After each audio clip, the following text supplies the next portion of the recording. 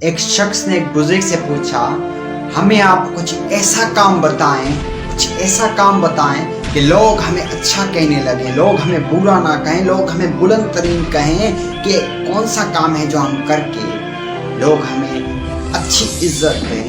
اس بزرگ کا جواب کیا تھا، سنیں آپ۔ بزرگ نے کہا، اگر آپ فرشتے بھی بن جاؤ، اگر آپ اعلیٰ مقام تک بھی پہنچ جاؤ، آپ پرہیزگار بھی بن جاؤ، تو اس دنیا میں برے کہنے والے لوگ موجود رہیں گے۔ اگر آپ فرشتے بھی بن جاؤ تو یاد رکھنا، لوگوں کے کہنے سے اپنا رویہ نہ بدل کریں۔ لوگ نہ وعدے کے ہیں نہ قاعدے کے ہیں، لوگ صرف اپنے فائدے کے ہیں۔ لوگ کو آپ کبھی راضی نہیں کر سکتے، لوگ کی نہ مانو تب بھی ناراض ہو جاتے ہیں، لوگ کی مانو تب بھی ناراض ہو جاتے ہیں۔ اگر آپ کامیاب بن گئے تو لوگ آپ سے جلنے لگیں گے، اگر آپ ناکام ہوں گے تو لوگ آپ کے اوپر ہنسنے لگیں گے، بولنے لگیں گے کہ یہ گیا ہی ناکام۔ لوگ کو کبھی آپ راضی نہیں کر سکتے۔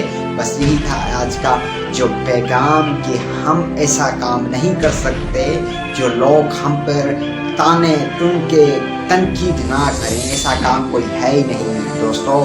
انبیاء کرام بھی آئے تھے، لوگوں نے اپنا منہ کھولا تھا کہ انبیاء کرام ایسے ہیں، کیونکہ وہ حق سچ کی بات کہی تھی، تبھی ان کو بہت کچھ سہنے کو ملا تھا۔ آج آپ بھی اگر حق سچ کہیں گے اپنے منہ سے تو تنقید آپ کو ملے گی۔ سب سے بڑی بات، اس دنیا میں جھوٹ بولنا سب سے بڑا ہی گناہ ہے۔